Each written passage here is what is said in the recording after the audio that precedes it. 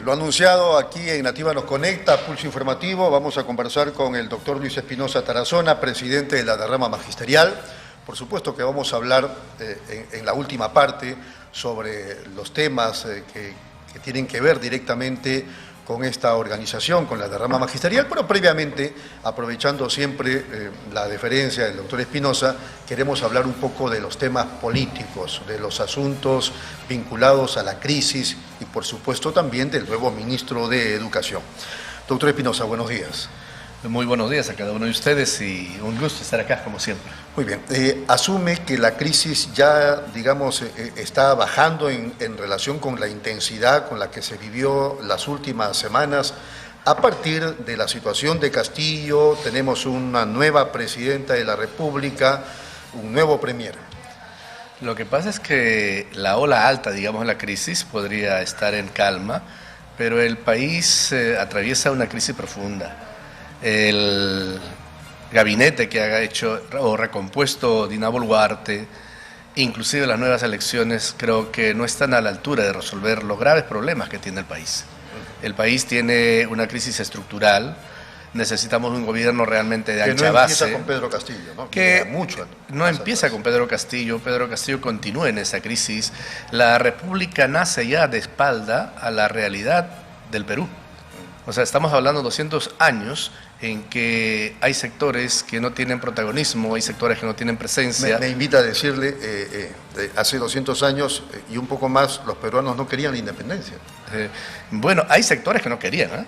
O sea, si repasamos un poco la historia, hay sectores que no querían, les gustaba el statu quo, y cuando llega la independencia, pero esta también llega de espaldas, ¿no?, a las grandes mayorías, y eso es lo que ha pasado en el país. Por lo tanto, una crisis de esta magnitud requiere el esfuerzo, el conjunto de todos nosotros para poder salir adelante. Doctor Espinosa, aprovechando, disculpe, ¿por qué esas cosas que acabamos de hablar así de manera rápida no se, no se trata o no se les enseña a los chicos con amplitud en la primaria, en la secundaria? Justamente porque vivimos de espaldas, ¿no? O sea, quienes tienen la política educativa en el país no quieren que haya una educación realmente transformadora, una educación emancipadora, digamos. Entonces esto no permite que haya una capacidad crítica, por ejemplo, del estudiante con la información que él tenga. Lo que se hace es direccionar, o los gobiernos de turno van acomodando temas que solamente son de interés, pero no se quiere atacar todo. Y todo es muy bonito, ¿no? Nunca hubo bronca, nunca hubo corrupción, etcétera, etcétera. O sea, nunca hubo disgregación, nunca hubo para ellos marginación, nunca hubo crisis profundas, todo fue color de rosa. Y en los colegios alemanes, desde la primaria, les enseñan, inclusive les entregan visualizaciones del holocausto que generó Adolfo Hitler. Para tener un pensamiento crítico, como habla el currículo nacional, tienes que tener toda la información. Cuando no tienes toda la información no puedes tener un pensamiento crítico, porque lo que te están dando es algo sesgado. Y cuando ya tienes una información sesgada y no tienes amplia apertura para tener información de otras fuentes, lamentablemente ese pensamiento crítico, esa visión que quieres tener va a ser sesgado o a favor de determinado grupo. Muy bien, el problema podría continuar, el problema es estructural, decía usted, pero ¿qué le parece la presidenta y el premier en sus alocuciones, en sus argumentaciones? ¿Qué le parece en general el gobierno ahora? Están muy coyunturalistas, están pensando en el ahora, están pensando cómo resuelvo este tema, pero no están viendo la visión de país. Por ejemplo, el tema de la corrupción en sí. No están viendo el tema trascendente que es educación. No van a ver el tema de agricultura, ganadería. ¿Por qué? Uno, como ellos han dicho, son gobiernos de transición, transitorio, es decir, el cliché de siempre, el tiempo me quedó corto. Por lo tanto, no hago políticas a largo plazo, sino lo que voy a hacer son políticas paliativas que al final quedan ahí. Pero ni siquiera son paliativas, al final muchos de ellos profundizan las desigualdades, la crisis, y por eso vamos con este proceso. Imagínense este conflicto entre ejecutivo y legislativo, tampoco es de ahora. Viene tiempo atrás, y nadie ha podido hacer un hincapié en ello para que esto pueda resolverse, por ejemplo. Cuando usted dice no ven la educación, en otras palabras está diciendo que no le agrada mucho la figura del nuevo ministro de Educación. No, más que las personas, creo que son los temas de política. No hay política educativa, nadie ha puesto hoy, o al menos en este proceso, si hablamos de unos 7, 8 años atrás, nadie ha puesto en el debate central el tema educativo.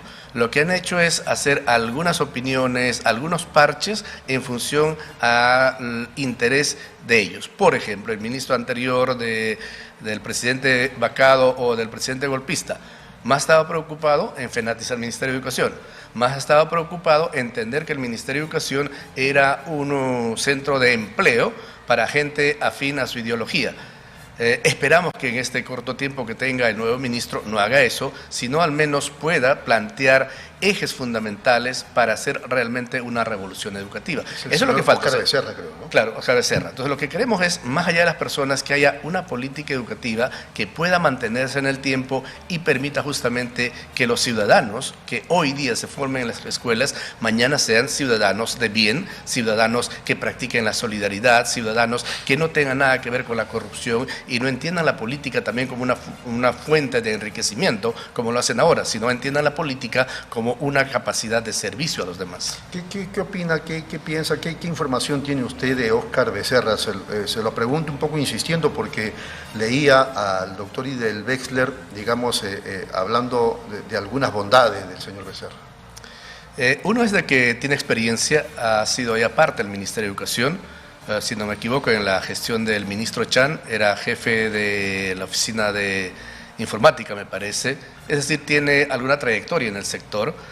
Reitero, ¿no? Lo que yo al menos quiero ver son políticas educativas, acciones que realmente estén centrados en el estudiante y no, por ejemplo, como ha venido pasando últimamente, ¿no? Más el docente está dedicado hoy en desarrollar, digamos, compendios, carpetas de qué ha hecho, qué no ha hecho, informes que le pide el Ministerio de Educación, la dirección regional, la SUGEL y la dirección del colegio. El informe que hace el profesor que trabaja inclusive hasta altas horas de la madrugada, luego tiene que hacer su clase, permite de que el docente más esté preocupado en que el director le va a pedir ese informe que en su clase misma. ¿Por qué? Un informe que les pide, imagínense una escuela, un colegio tiene, para ser un poco generoso, tiene 50 profesores. ¿Ustedes creen que el director va a leer 50 informes más o menos de este volumen? No. Y si esto lo multiplicamos y trasladamos a la UGEL, el jefe del área pedagógica de la UGEL lo leerá, lo dudo. Y si esto lo amplificamos, llevamos a la dirección regional, ¿algún especialista tendrá el tiempo al menos de leerlo? Puedo afirmarlo, creo que tajantemente que no. ¿Y esta información llegará al Ministerio de Educación? No. Entonces, le hacemos trabajar al docente en temas que no son relevantes para el aprendizaje del estudiante, quitándole valioso tiempo de lo que debe ser preparar su clase. Al docente hay que darle herramientas, instrumentos para que pueda trabajar en el aula con los estudiantes y hay que evaluar ahí justamente en el avance que tienen los estudiantes. Y para eso no necesariamente es una prueba PISA, una prueba S o una prueba misma que el docente tome, sino hay temas que lo vamos a evaluar de acá a un tiempo. Pero hay que hacer todo un seguimiento, es decir, hay que darle una mirada transformadora a la educación que permita que el alumno no le tenga tedio, no le tenga tirria a la escuela ni al docente, sino que encuentre en la escuela un segundo hogar y en el docente, la docente que encuentre aquel acompañante que le va a guiar en ese proceso de cambio, de transformación. El niño llega con una realidad, ya conociendo y con saberes previos. Esos saberes previos, ese conocimiento y esa realidad que tiene el niño, el docente tiene que ser como un coach, acompañarlo para que llegue a una realidad que deseamos.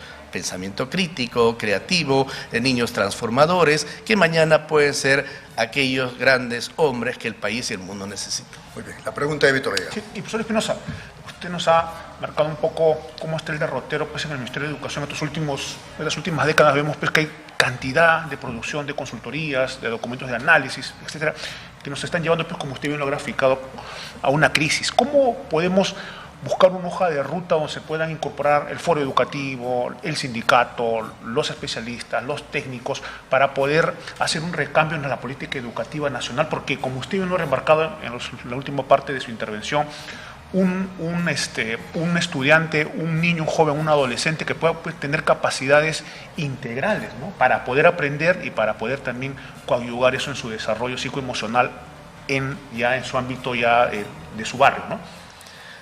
Creo que una actitud fundamental tiene que ser qué es lo que queremos para el estudiante peruano y qué modelo pedagógico podemos asumir.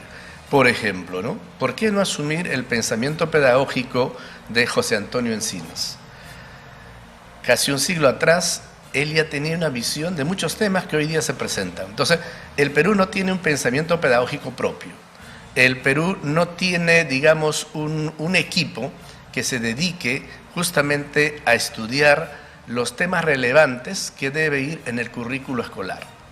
No tenemos desde el Ministerio de Educación ni como política de gobierno, por ejemplo, focalizar a los talentos peruanos. No lo tenemos. Y cuando hablo de talentos, no hablo solamente de talentos en matemática, comunicación, como se ha hecho en los últimos tiempos.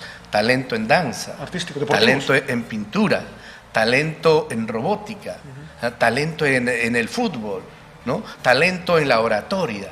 Entonces hay que buscar los talentos que tienen los estudiantes y cada estudiante tiene toda una potencialidad. No podemos hacer una enseñanza de manera uniforme, horizontal, plano, como usted dice, y pensar que todos los alumnos tienen que saber matemática y todos aprobar con 20. El que tiene 10 no aprueba. Es absurdo. Entonces hay que entender la individualidad de los estudiantes, hay que entender los mecanismos de captación de información que tienen los estudiantes, es decir, estilos, ritmos de aprendizaje que tienen los estudiantes, y hay que hacer pues una educación que sea, si queremos el término ya que está de moda, una educación democrática. ¿Qué escuela, y para eso, ¿qué escuela ha preponderado en este enfoque, profesor, que está, como usted bien lo dice, bastante retrasada? Lo que tenemos hoy es, por ejemplo, un currículo por competencia, es una escuela básicamente desfasada, bancaria, ¿no? Una escuela en la cual el enciclopedismo prima, y eso es lo que hay que desterrar. Hay que permitir que el alumno tenga mayor libertad, mayor capacidad. Lo que hay que generarle es, digamos, la pista por donde el chico tiene que correr. Ya él en esa pista irá acomodándose al lado izquierdo o derecho un poco para graficarlo, es decir, el alumno se va acomodando de acuerdo a su interés, a su necesidad, y eso le permite sentirse mucho mejor. Y eso no es también, y profesor Espinosa, parte también de una exigencia del mundo actual que vivimos. Tal vez los que dirigen las políticas educativas dicen, bueno, necesitamos las competencias para que vaya y se enfrente un reto para ingresar a la universidad, para que pueda tener algunos elementos para poder discernir en ese ámbito solamente. El alumno es importante que tenga competencias, pero las competencias en lo que él puede desempeñarse de manera más eficiente, de manera más eficaz. Por ejemplo, no sé, se me ocurre ahora poner de ejemplo, un alumno de quinto año de secundaria lleva trigonometría, le hablan de seno, coseno, tangente y todo lo demás. Eso le será útil, por ejemplo, a un estudiante que va a llevar, no sé, un artista plástico, por ejemplo. Posiblemente tenga importancia, pero no tiene la relevancia del caso. Entonces hay que enseñar al estudiante justamente aquellos temas que sean relevantes para él, y el estudiante mañana puede decir, la escuela me sirvió, la escuela fue útil. Para potenciar mis aptitudes. Efectivamente. Hoy día, ¿qué dice? Le preguntas qué habla de la escuela, prefieren hablar de un profesor, porque algún profesor ha marcado en ese estudiante, ¿no? O al menos lo ubicó, dijo, ah, no, este chico va a ir muy bien en pintura, o este chico va a ser un futbolista. Entonces, no, disculpe el término, televidentes, mi profe fulano me dijo, hay que jugar fútbol y hoy día soy un gran futbolista. Entonces, hay que buscar que el estudiante tenga una mejor condición y calidad de vida, y para ello creo que se requiere hacer grandes transformaciones de educación, y esperemos que hayan políticas justamente para eso, ¿no? Si queremos como tarea para el ministro, en todo caso, podemos empezar a trabajar un gran consenso, pero que se pueda constituir hoy y que nos den resultados de acá 3, 4, 5 años, y estas puedan ser políticas que se puedan implementar en el sector de educación, más allá de los cambios de gobierno. Imagínense, ¿no? Del 2016 a la fecha, ¿cuántos presidentes tenemos? Y si sumamos ministros, ¿cuántos ministros tenemos? O sea, no hay sostenibilidad en el tiempo para quienes quieren hacer cambios, transformaciones o mejoras en la educación. Alguien podría decir mal, de mucho consuelo de tontos, pero ¿cómo es en otros países? Y no me refiero al tema político, que en verdad nosotros le ganamos a las otras naciones en cuanto a tremendos cambios que se hacen, tremendos entre comillas, pero ¿cuál es el sistema educativo de otras naciones? No estoy hablando de Suiza ni de Estados Unidos, sino de la región. Argentina, Chile, Colombia, Bolivia, Brasil. Hay ciertos patrones que son iguales, por ejemplo el tema de un currículo por competencia, pero hay a la particularidad propia, ¿no?, de cada país. Por ejemplo, el vecino del sur, Chile, focaliza más un aprendizaje no tanto bancaria, enciclopédica, ¿no? Permite que el estudiante tenga una mayor amplitud y el profesor también. Entonces lo que se busca es que el profesor tenga libertad y el alumno tenga ese espacio donde pueda adaptarse mucho mejor a la escuela. Y en el país lo que tenemos es una escuela uniforme. Y una escuela uniforme no es garantía de éxito. No podemos enseñar del mismo modo. Aquí en Lima, por ejemplo, se me ocurre en la parte alta del Callao, disculpen, tiene un Ventanilla, o en la parte mucho más alta de Ventanilla, que en Miraflores, por ejemplo. Con eso no estamos hablando de segregación ni separar por clases sociales, sino las realidades son distintas. Entonces el estudiante piensa en función a su realidad. Vivo en esta realidad, quiero resolver estos problemas. Mientras que un estudiante quiere resolver el cambio climático, otro estudiante por su naturaleza está preocupado en resolver, por ejemplo, la crisis económica. Y otro pues está preocupado en cómo encontrar los mecanismos para que no haya corrupción en el país. Ahora, y eso la escuela no te prepara. Lógicamente que usted no está inventando la pólvora, esa educación que usted plantea, la escuchamos de hace tiempo. ¿Por qué no se dan por enteradas las autoridades? O sea, ¿por qué no hacemos el cambio pertinente? ¿Por qué no hacemos el trasvase? ¿Qué podría estar ocurriendo? Priman factores políticos. Priman el tema que enseño yo. Pero si antes estuvo la derecha y después llegó la izquierda con Pedro Castillo, por decirlo de algún modo. Bueno, Dina Ercila también es de izquierda. Lo que hay que entender es algo. En el país, hasta el momento, creo que no hay un gobierno de izquierda. Ollantumala ingresó como de izquierda y todo su trabajo fue de derecha. Pedro Castillo ha dicho claramente que él no es de izquierda, no es de centro, no es de nada, no es marxista, no es leninista, o sea, es nada. Entonces no podemos decir de que en el Perú ha habido un gobierno de izquierda. Hasta ahora no hay un gobierno de izquierda en el país. Otra cosa es de que tanto Ollantumala como Castillo han utilizado o se han disfrazado de izquierdista para llegar al gobierno, y cuando han llegado al gobierno se han desnudado y ha salido a cuerpo entero lo que son de derecha.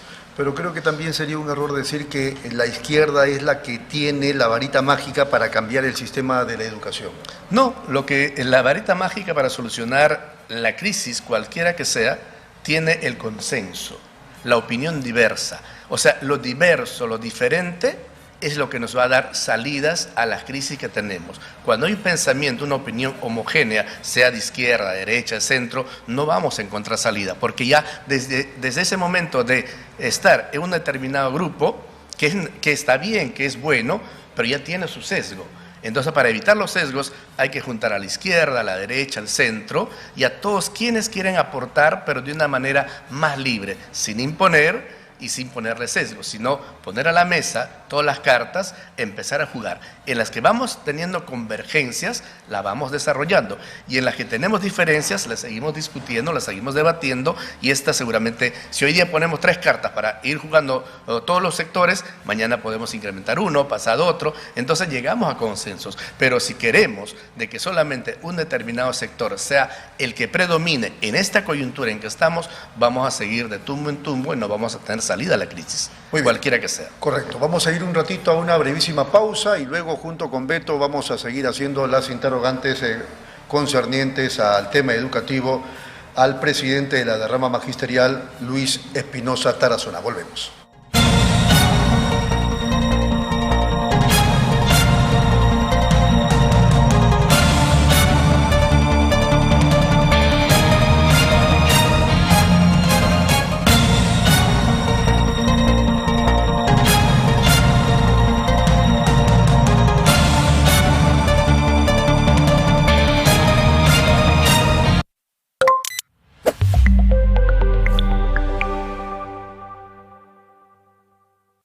¿Buscas lo mejor para tu hogar? En Plaza Hogar podrás elegir, diseñar y plasmar todas tus ideas. Todo lo que soñaste está en Plaza Hogar. Diseños exclusivos y precios sin competencia. ¡Cómprale al Perú! Ven a Plaza Hogar. La emoción de encontrar lo mejor para tu hogar. Avenida Angamos, 1551 Surquillo.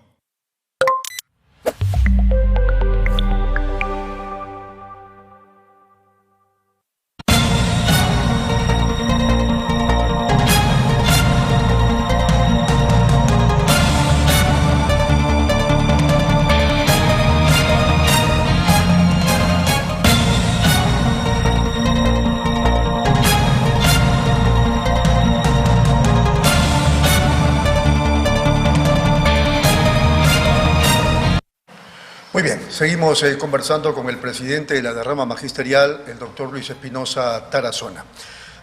Más allá de temas ideológicos en nuestro país, porque los padres de familia es lo que más quisieran, ¿qué tendría que ocurrir para que nos encaminemos en una ruta exitosa, no digo de la noche a la mañana, porque todo es un proceso, en favor de la educación y de los educandos?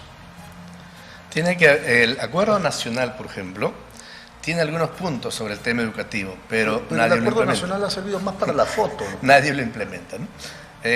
Hay el Consejo Nacional de Educación, que es como un consejo consultivo del Ministerio de Educación, pero algunos de sus acuerdos, opiniones, tampoco lo toman en cuenta. ¿Por qué?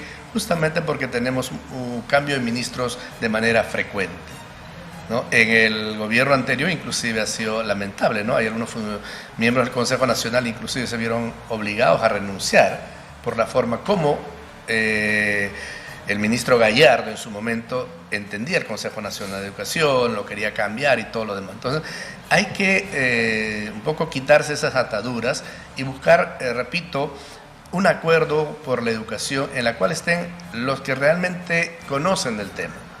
Y quienes mejor conocen el tema, quieras o no, somos los maestros. Hay que invitar a los maestros a través de organización gremial, por ejemplo, el colegio de profesores. Hay que invitar a connotados y destacados profesionales que aporten a la educación, que la tenemos en el país. Hay que ponerse de acuerdo con los sectores políticos, inclusive, porque en la campaña aparece, por ejemplo, un responsable del tema educativo. ¿Y por qué de manera continua los partidos políticos no tienen un responsable educativo o responsable del sector de educación que pueda ir articulando temas con otros partidos? Y eso es un trabajo que podría tener éxito, digo yo, es cuestión de intentar y buscar esos mecanismos. Entonces, cuando hay un consenso de todos, es posible que podamos manejar, decir, bueno, gane quien gane, entre quien entre, pero esta política educativa se debe llevar hacia adelante. Una política de Estado.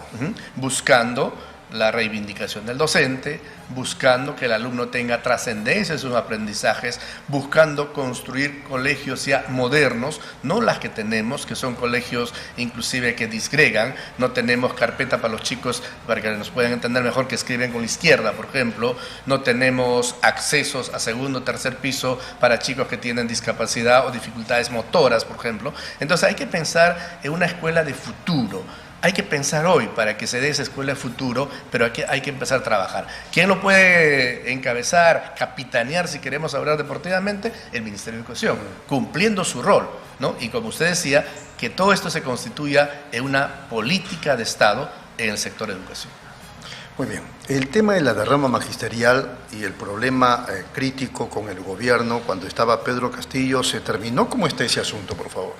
Bueno, el gobierno anterior y un grupo, lamentablemente, en el Congreso de la República, que es el bloque magisterial, que era, digamos, acólitos de Pedro Castillo, han estado y están muy enfocados en destruir la derrama magisterial. Por eso, al no poder en el Congreso sacar una ley contra derrama, sacar un decreto supremo totalmente inconstitucional. Ese decreto supremo, nosotros, porque nos asiste el derecho, hicimos una acción de amparo. Esta acción de amparo aún no se resuelve, pero tenemos una medida cautelar. La medida cautelar detiene todo, que hace que el Ministerio no pueda ejecutar ninguna acción en el marco de ese decreto 09 porque es inconstitucional. Y esperamos que el gobierno actual, que encabeza Dina Boluarte, el ministro de Educación, el presidente del Consejo de Ministros, puedan entender de que una norma como esta, el decreto 09, puede ser inclusive derogado, porque es una norma totalmente inconstitucional y es un mal precedente para el país. Bueno, en la ignorancia, digamos, de Pedro Castillo, en esa inoperancia que ha tenido, lo hayan sorprendido y haya sacado ese decreto. Pero creo que hoy tiene la oportunidad este gobierno de resarcir y demostrar al país que en Perú se respeta la Constitución, nos guste o no. Hay gente que dice, no me gusta la Constitución del 93, pero es la que nos rige. Aquellos radicales que decían, no, la Constitución del 93, cuando les conviene lo salen a defender. ¿Se da cuenta? Entonces, es la Constitución que tenemos hoy, y en ese marco jurídico, legal, el decreto supremo 09 es totalmente inconstitucional y esperamos, ¿no?, que el gobierno pueda tener esa capacidad de derogarla y los maestros tener la tranquilidad. Por nuestra parte, nosotros seguiremos desarrollando todas las acciones que legalmente nos corresponde y el maestro tiene que estar muy activo frente a cualquier intento o intentona de querer apropiarse de la derrama magisterial por cualquier mecanismo de aquellos sectores que lo ven a la derrama como un instrumento, como un botín para sus fines e intereses personales. Muy bien, Beto Vega. Profesor, ¿cuál es su posición respecto a algunos videos que se han propagado en redes sociales de parte de un exministro de Educación, el señor Iber Maraví, que aparte hemos visto que en los carteles que lo han puesto en las redes sociales de sus reuniones, no solamente pide libertad al profesor Pedro Castillo, sino también democratizar la derrama magisterial? ¿Sigue en agenda en este grupo político esa demanda? Bueno, lo que él o sus seguidores de él utilizan es la palabra democratizar. La derrama tiene seguramente el mejor sistema democrático de elección, porque es una elección por representatividad. El profesor que va a ir al directorio, primero es elegido en su base, en su colegio, luego va a un escrutinio a nivel de su provincia, posteriormente a nivel de su región y finalmente en un evento nacional donde cada región presenta un delegado, un candidato, se debate, se discute, se ve los perfiles que tiene cada uno de ellos y a partir de ahí un evento nacional determina quién va. Entonces es una forma, la más democrática representación que pueda tener un directorio en este caso. Ellos hablan de democratizar solamente para poder confundir, si aún hay algún sector que pueda dejarse confundir en el magisterio, por no decir de manera directa, queremos fenatizar, queremos liquidar derrama y queremos apropiarnos de la derrama magisterial. Es lo que ellos buscan. Intentaron hacer un proceso electoral en este año, en el mes de octubre, porque aún no teníamos la acción de amparo y lo podían ejercer, no lo pudieron hacer. ¿Por qué? Porque el maestro ha entendido de que el Ministerio de Educación, en su momento con el señor Serna, lo que buscaba era justamente que FENATE tome la derrama magisterial. Entonces, al no encontrar quienes sean candidatos, aparte de los que ellos tenían, ese proceso no pudo desarrollarse. Pero no fue solo eso, sino para poder tener una lista tenía que presentarse el 30% de adherentes como firmantes para una determinada lista y al darse cuenta y en su orfandad de que el magisterio lo rechaza, bajaron descaradamente al 1%, el 30% al 1%. Entonces, FENATE y el grupo que encabeza Maraví, el famoso bloque magisterial, es un grupo totalmente marginal, pro gobierno, y hoy día se ve pues realmente su catadura real, ¿no? Ellos, por ejemplo, decían sueldo de maestro para presidente, sueldo de maestro para congresista. ¿Por qué no dan un ejemplo al país de dignidad, de consecuencia con lo que dicen? ¿Y por qué no plantean, por ejemplo, que el congresista gane realmente lo que gana un maestro? Hoy día ya no les conviene, porque ellos ganan mucho más de lo que gana un maestro. Entonces, ahí vemos cómo otra cosa es lo que ellos dicen, plantean e engañan al magisterio, y otra cosa es realmente sus intereses oscuros que tienen detrás. Muy bien. Doctor Espinosa, el tiempo nos ha ganado, pero le pediría unos 40 segundos para una reflexión por las fiestas de fin de año, por favor. Que sean unas fiestas en que la familia, cualquiera sea sus características, pueda unirse, empezar a reafirmar esos lazos de filialidad, esos lazos de amor, de solidaridad. Que esta Navidad, más allá de un tema comercial, sea un tema de reflexión, de unidad familiar, de amor para todos y seguramente también de perdonarse uno mismo y de perdonar a los demás. Que prime la solidaridad, que reine la paz, el amor, mucha tranquilidad y yo diría mucha fe y optimismo de que muchas veces el día se pone más oscuro porque mañana va a ser mejor. el amanecer siempre es más oscuro porque se acerca el día y el sol va a brillar para todos. Un abrazo de Navidad para todos nuestros televidentes. Muchas gracias.